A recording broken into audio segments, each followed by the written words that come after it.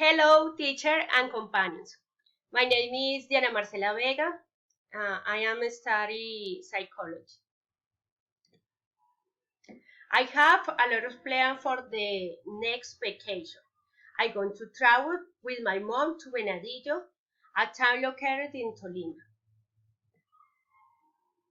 We're going to read my grandfather, Arturo, and then we're to have lunch together.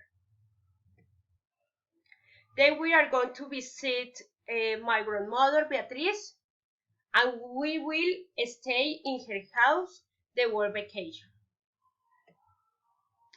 In the mornings, I'm going to go with my mom to walk for the town.